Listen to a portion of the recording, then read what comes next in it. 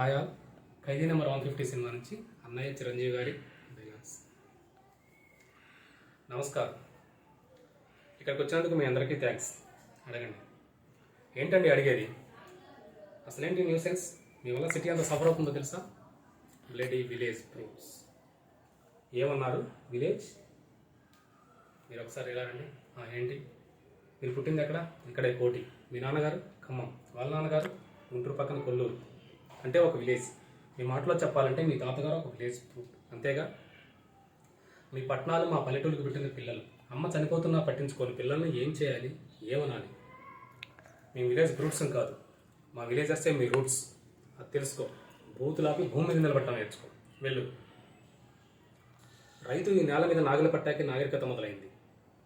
అంత ప్రాచీన చరిత్ర రైతుది. మీలో ఎవరికైనా ఒక బియ్య గింజ తయారవడానికి ఎన్ని రోజులు పడుతుందో తెలుసా? తెలియదు. 120 రోజులు.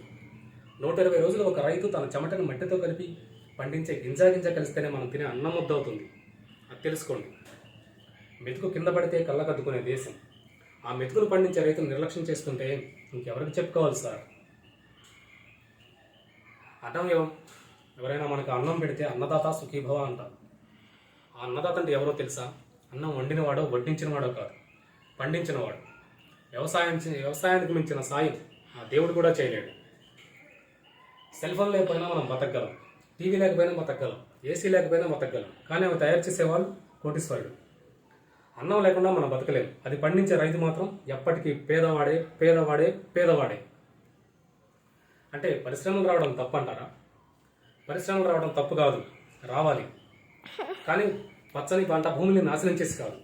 ఎంతో బంజరు భూమి ఉంది, ఎన్నో రాళ్ళగొట్లు ఉన్నాయి. ఇవన్నీ కాకుండా ఎక్కడ నీరుంటే అక్కడ పరిశ్రమలు కట్టేస్తుంటే నీటి కోసం రైతు ఎక్కడికి పరిగెత్తాలి సార్? గత 10 ఏళ్లుగా మన దేశంలో 171,105 మంది రైతులు ఆత్మహత్య చేసుకున్నారు. అందులో 25,400 మంది మన తెలుగు రైతులే ఉన్నారు. అర్ధకండగో రైతు అర్ధాంతరంగా చనిపోతున్నారంటే మీరు నమ్మగలరా? కానీ ఇది పచ్చి నిజం. చావు కూడా చొలుకునేది ఆ దేశం బాగుపడదు సార్. దాదాపు 10 లక్షల మంది రైతులు పండించడం మానేసి మీ సిటీలో కూలీలుగా బతుకుతున్నారు. దేశానికి వెన్నెముక రైతు మీ అపార్ట్మెంట్స్కి వాచ్మెన్ అవుతున్నారు. పరబ్రహ్మ స్వరూపాన్ని పండించే రైతు గుడిమెట్ల మీద బిచ్చగాడవుతున్నారు సార్. పట్టించుకోరా సార్? రైతులకు రుణమాఫీ చేస్తున్నారు కదా, ఎక్కడ సార్? ఎంత సార్? వాగ్దానాల్లో కాదు, వాస్తవాల్లోకి రండి. కొన్ని వేల కోట్ల అప్పు చేసి చేతులు తీసిన కార్పొరేట్ యజమాని విదేశాల్లో స్కాచ్ తాగుతుంటే 5-10 వేలు అప్పు చేసిన రైతు మాత్రం పొలగట్ల మీద పురుగుమందు తాగుతున్నాడు సార్. ఇది నిజం కాదా? పట్టించుకోరా? వచ్చి చూడండి సార్. కార్పొరేట్ ఇనుప చట్టాల కింద పడి పచ్చని భూములు చచ్చిపోతున్నాయి. మళ్ళు తడపాల్సిన నదులు ఫ్యాక్టరీ గొట్టాల్లో పడి మురికి నీళ్ళు అవుతున్నాయి. ఈ మల్టీనేషనల్ కంపెనీల యంత్రాలు పచ్చి బాలింతరాలైన మట్టిని తొక్కుకుంటూ పోతుంటే పట్టించుకోరా సార్? ఆ పరిశ్రమలు పెట్టడం వల్ల ఎంతోమందికి ఉద్యోగాలు వస్తున్నాయి కదా. ఏం పరిశ్రమలు సార్? పోషకాహారం మొత్తాన్ని ప్రొడక్ట్స్గా మార్చేసే పరిశ్రమల? గుడ్డుతో షాంపూలు, క్యారెట్తో క్రీములు, సోయాతో సోపులు. 2 రూపాయలు 10 రూపాయలకి, 10 రూపాయల క్యారెట్ని 100 రూపాయలకి అమ్ముకుంటున్నారు ఈ కార్పొరేట్ వాళ్ళు. ఇంత రేటు ఇచ్చి పెద్దవాడు కొనగలడా? పోనీ ఆ డబ్బు రైతులకు వెళ్తుందా అంటే అది కాదు, దళారీలకు వెళ్తుంది. ధనవంతులైన దళారీలు ఇంకా ధనవంతులు అవుతున్నారు. పేదవాడైన రైతు మరింత పేదవాడు అవుతున్నాడు. పట్టించుకోరా సార్? మనం చేసే ఉద్యోగం ఏదైనా మనం బతకడానికి పనికి రావాలి. కానీ మన బతుకుల్ని పాడు చేసే ఫ్యాక్టరీలకి మనం పనికొస్తున్నాం. వ్యవసాయం కూడా పరిశ్రమే, రైతు శ్రమే. అది గుర్తించండి.